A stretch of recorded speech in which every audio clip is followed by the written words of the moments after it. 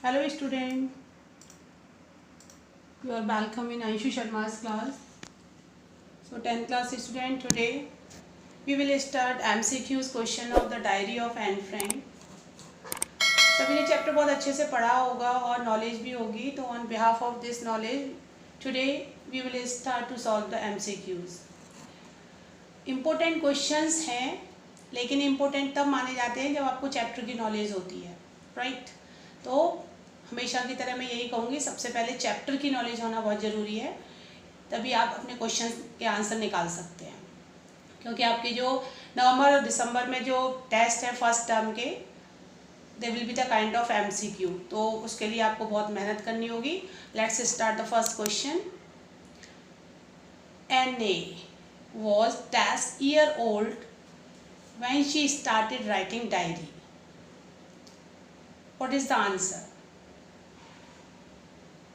Anne was dash year old when she started writing diary. 10, 15, 12, 13. What was her age? 13. You know, when she started the writing diary, she was 13 years old. Right? Next question. Anne Frank started writing diary as she had no. Why she decided to write a diary? क्या नहीं था उसके पास? Siblings, उसके भाई बहन नहीं थे, toys नहीं थे, फैमिली मेम्बर्स नहीं थे और फ्रेंड्स. क्या नहीं था उसके पास जब उसने डायरी लिखना स्टार्ट किया? क्यों सोचा उसने डायरी लिखने का? The answer of the question, friends. When she realized that she had no real friend, जब उसने ये लगा कि मेरा कोई फ्रेंड नहीं है, या मैं जिसके साथ बहुत अपने पर्सनल थिंग्स शेयर नहीं कर सकती, अपने मन की बात शेयर नहीं कर सकती. Even she had lot of things, lot of members, family members भी थे, उसकी बहुत सारी चीज़ें थी. इवन 30 मेम्बर्स के करीब उसके साथ में थे, फिर भी वो रियलाइज़ करती थी कि उसका कोई रियल फ्रेंड नहीं है. So that's why she decided to write a diary. Right student? Question number 3. Anne Frank had sister dash years old. उसकी जो सिस्टर थी, you know, she had one sister, उसकी एक सिस्टर थी. एंड कितने साल की थी उसकी सिस्टर? 10, 15, 12, 16. रिमेंबर, आपने जैसा पढ़ा होगा उस थोड़ा याददाश्त में लेकर आइए कि क्या पढ़ा था, कितने साल की थी, कितने साल बाद पैदा हुई थी उसकी sister. 10, 15, 12, 16. Answer of the question 60. Right? उससे 3 साल पहले पैदा हुई थी उसकी सिस्टर. तो दोनों में डिफरेंस था 3 इयर्स का. राइट? तो answer is 16 years old. Next question. Anne Frank's father married her mother when he was at the age of. Anne Frank के फादर, जिसको वो बहुत लविंग फादर कहती है, उसके फादर ने वो जब तक किस एज में उसकी मदर से शादी की थी? वो कितनी एज के हो गए थे, किस एज में उसकी मदर से शादी की थी? When he was 35 years old, 34 years old, 36 और 30. अगर आपने चैप्टर पढ़ा है तो बहुत अच्छे से आप आंसर गेट कर सकते हैं. Answer of this question is 36.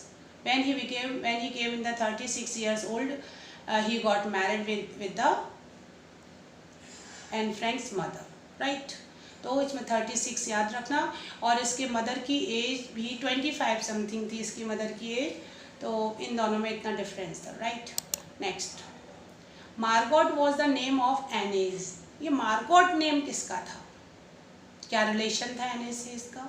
Aunt, mother, sister, diary. Who was Margot? किसका नेम था ये Margot? Sister. Anne's sister. Margot was older than of Anne, and when she started to write a diary, at that time Margot was 16 years old. इसके अभी पहले question में आया इसकी as, तो आपको ये ध्यान रखना चाहिए. She had a sister whose name was Margot, and she was 16 years old. Right? Question number 6. Both the sisters were born in Frankfurt the city of. अब ये फ्रैंकफर्ट कहाँ था? दोनों ही सिस्टर का जन्म फ्रैंकफर्ट में हुआ था, तो ये फ्रैंकफर्ट कहाँ था? In Germany, Italy, Japan, China. Think the answer.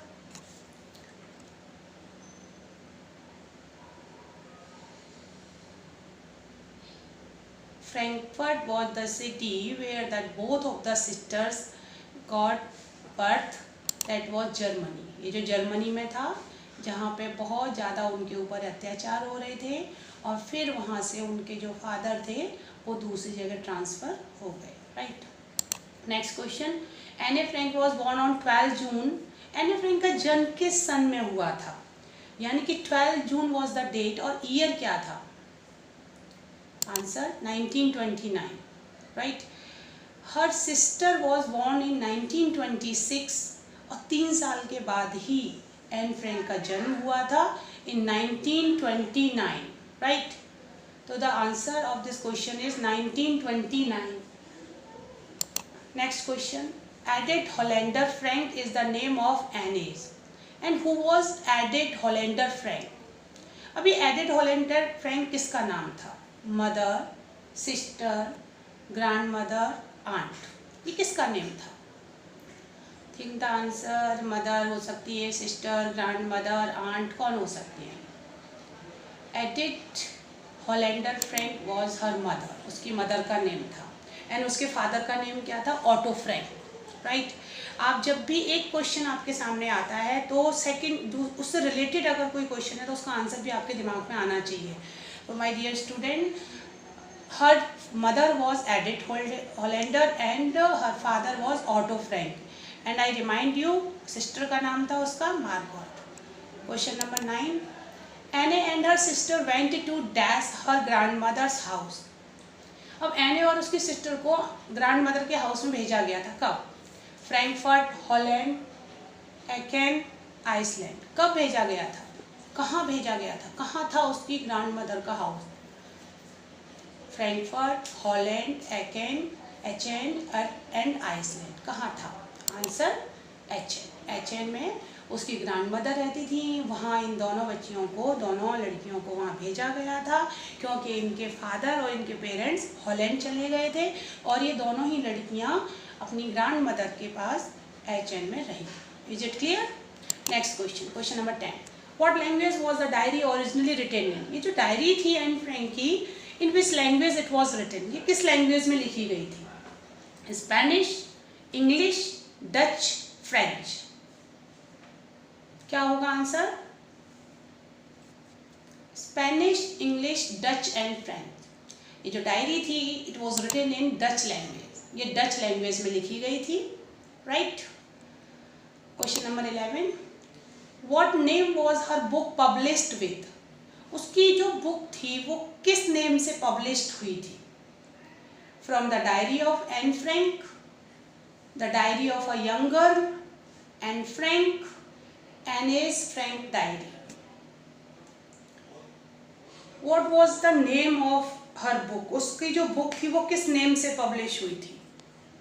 It is a very confusable sentence. यहाँ आप थोड़ा सा कंफ्यूज हो सकते हैं, क्योंकि ऑलमोस्ट बच्चे जो आंसर इसमें सेलेक्ट करेंगे वो मैं अच्छे से जानती हूँ, but the right answer is this, the diary of a young girl, right student. You must to be remind, उसकी जो बुक पब्लिश हुई थी उसका जो टाइटल था वो था diary of a Anne Frank, and your chapter is taken by from this book, और चैप्टर का जो नाम है वो है from the diary of Anne Frank, जो आपकी बुक में फर्स्ट फ्लाइट का टाइटल है, राइट। तो आप कंफ्यूज ना हो, इसके लिए मैं फिर से रिमाइंड कराती हूँ, what name was her book published with, उसका जो बुक थी वो किस नेम से पब्लिश्ड हुई थी? तो उसमें आप आंसर ऑप्शन लेंगे the diary of a young girl. Question number 12, who was the only survivor from Anne's family. Anne की फैमिली में when all the people were died, right, जब सभी लोग एक्सपायर कर गए थे तो one of the family member was alive, एक ही फैमिली मेंबर उसमें जिंदा रहे थे। सो हु वाज ही?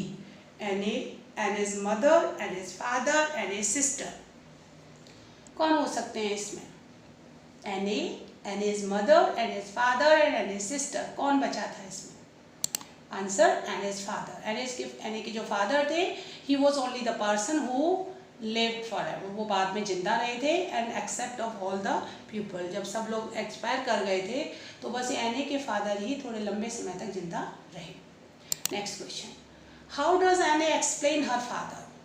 एने ने अपने फादर को किस तरह से, कौन से शब्द दे करके उसने एक्सप्लेन किया है? मोस्ट एंग्री फादर, उसके फादर एंग्री थे। मोस्ट डेलिकेटेड फादर, बहुत ज़्यादा डेलिकेटेड थे। Most adorable father, none of the above. क्या आंसर है? She wrote down in a line that most adorable father, right. तो आंसर है इसका मोस्ट एडोरेबल फादर, बहुत adorable mean loving father. Next question, who is Anne's long awaited friend? Anne के long awaited friend कौन थे, मतलब बहुत लंबे समय तक रहने वाला फ्रेंड कौन था इसका? हर पेन, हर कैट, हर डायरी, हर डॉग। हर डायरी, उसकी जो डायरी थी, she made her diary along a friend, and बहुत काफ़ी लंबे समय तक इस जो डायरी थी उसकी फ्रेंड रही। She wrote down her diary to express her feeling frankly just like a friend.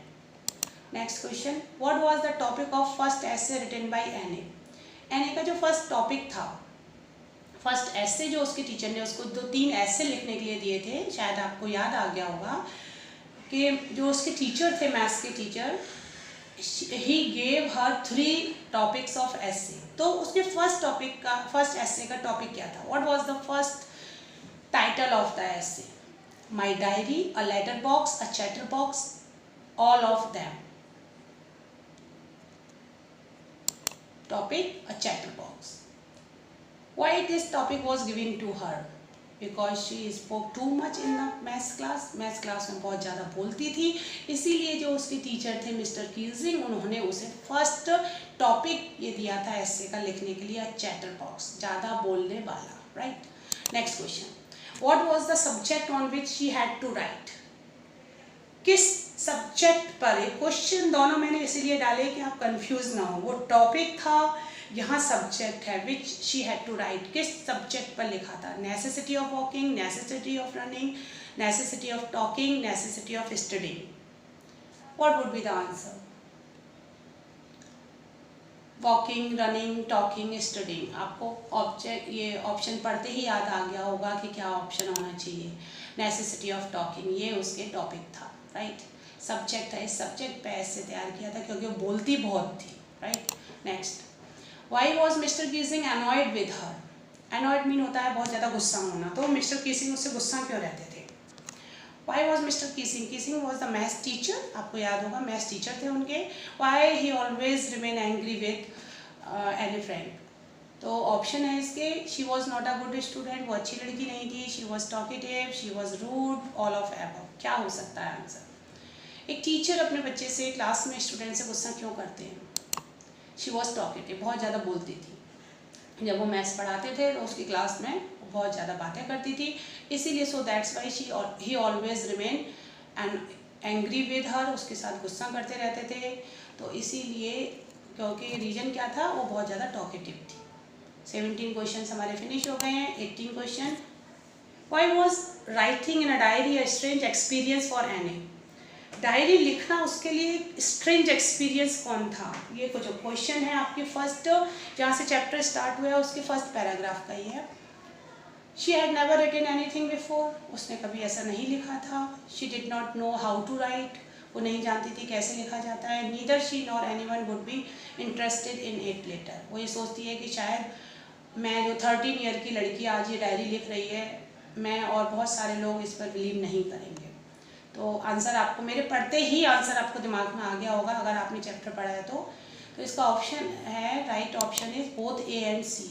मतलब वो ये सोचती थी कि एक तो सबसे पहला जो कारण था उसका, ये थोड़ा सा स्ट्रेंज लग रहा था उसे डायरी लिखना। पहले का कारण ये था कि वो उसने पहले कभी नहीं लिखा था, और सेकंड था नीदर शी, वो ये सोचती थी कि अगर मैं 13 इयर्स की लड़की इस डायरी को नोट कर रही हूँ, लिख रही हूँ, अगर इस पर काम कर रही हूँ, तो शायद मैं और बहुत सारे लोग इस डायरी में इंटरेस्ट नहीं लेंगे। Right student, now come on the 19 question, on which date Did Anne record the incident in Mr. Keesing's class in her diary? बहुत इंपॉर्टेंट क्वेश्चन है। मिस्टर कीसिंग के बारे में उसने कब अपनी डायरी में नोट किया? मिस्टर कीसिंग, आपको याद होगा, उन्होंने जो उसके मैथ्स टीचर थे 3 एसेज, उन्होंने 3 टॉपिक दिए थे एसे के 1 by 1, तो उसने ये सब अपनी डायरी में कब मेंशन किया था? Answer 20 June 1942। You must to be remind, is very important question student. 20 जून 1942 को उसने अपनी डायरी में ये मेंशन किया कि how did her maths teacher behave with her. 20 June 1942, right. Next question, what was एने फ्रैंक फुल नेम? एने Frank का फुल नेम क्या था? Very common question and you must all know about this. Anneliese Mary Frank, Anna Mariam Frank, Anne Mark Frank, or none of them? Answer, Anneliese Mary Frank was the full name of Anne Frank. Question number 12. What did she write in her last essay? Last essay में उसने क्या लिखा था? It was given in prose और poetry और इस तरह से इसका क्वेश्चन है। दूसरे फॉर्म में भी आ सकता है ये क्वेश्चन। तो इस पोएम बेस में था, जोक था, पैराग्राफ था, फनी पोएम थी, ये क्या था? Funny poem. लास्ट में उसने जो उसके अपने टीचर के लास्ट ऐसे का जो रिप्लाई दिया था, it was in the form of funny poem. एक फनी पोएम की तरह से उसने आंसर दिया and it was too much effective. Next question, when was the diary given to Anne? ये डायरी एने को कब दी गई थी? आपको ये पता होना चाहिए, उनके फादर ने, उसके जो एने फ्रैंक के फादर थे, उन्होंने उसके बर्थडे पर गिफ्ट किया था ये। तो किस दिन, what was the date? 11th birthday, 12th birthday, 13th birthday, 14th birthday. कौन से बर्थडे पर उसको उसके फादर ने, ऑटो फ्रैंक ने, उसको डायरी गिफ्ट की थी? 13th birthday, right. उसका जब 13th बर्थडे था तो उसके फादर ऑटो फ्रैंक ने उसको डायरी गिफ्ट की। Why does Anne think she was lonely? Anne ऐसा क्यों सोचती थी कि वो अकेली है? Lonely mean alone. She had no friends. She had no real friend. She was all alone. She was an introvert. क्या है इसका answer? She had no real friends. आपको ये पता होगा, there were around 30 pupils with her. उसके साथ जो 30 people के समथिंग थे, लेकिन वो अपना किसी को रियल फ्रेंड नहीं मानती थी और उसे ये फील होता था कि डायरी अगर लिखेगी तो डायरी उसका एक फ्रेंड बनेगी, रियल फ्रेंड की तरह बनेगी, right. Question number 24, what did she name her diary? उसने अपनी डायरी को नेम क्या दिया था? एने, कैटी, किटी, किटन। बहुत इजी आंसर है, सबको आंसर आता है ये, किटी, राइट। उसके फादर ने जो डायरी उसके 13 बर्थडे पर दी थी, उसने उसको नेम दिया kitty, right. Next question 25, Mrs dash was the head mistress of एने फर्स्ट स्कूल। उसके जो स्कूल की फर्स्ट हेड थी, उसके फर्स्ट स्कूल की जो हेड मिस्ट्रेस थी, what was the name of that mistress? क्या नेम था? Singh, Smith, Kuperus, Thomson. ये इतनी लविंग टीचर थी, उसकी हेड मिस्ट्रेस थी कि जब वो उनसे अलग हुई तो उन दोनों की ही आंखों में आंसू थे। Her teacher and Frank both had tears in her eyes. Answer is Kuperus. Kuperus और the headmistress to whom she loved much, right? At 26, grandma died in January. उसकी जो ग्रांड मदर थी, जो HN में रहती थी, वो कब एक्सपायर की, कब वो एक्सपायर हो गई, कब मरी? तो इन which year? 1945, 1941, 1942, 1940। What is the year? In which year her grandma was died? 1942, right student? जब वो एक्सपायर हुई उसके बाद वो अपने बर्थडे पर उनके लिए कैंडल जलाती थी। नेक्स्ट, एने Frank had a doubt only in the result of one subject. जब रिजल्ट आ रहा था तो एने फ्रैंक के साथ classmate they all were worried about the result, लेकिन एन फ्रैंक को एक ही सब्जेक्ट में डाउट था। मैथ्स, हिस्ट्री, ज्योग्राफी, हिंदी, क्या सब्जेक्ट था? Answer is maths, right. Maths से वो, क्योंकि मिस्टर कीसिंग उसको पढ़ाते थे, बहुत डरी हुई रहती थी, राइट।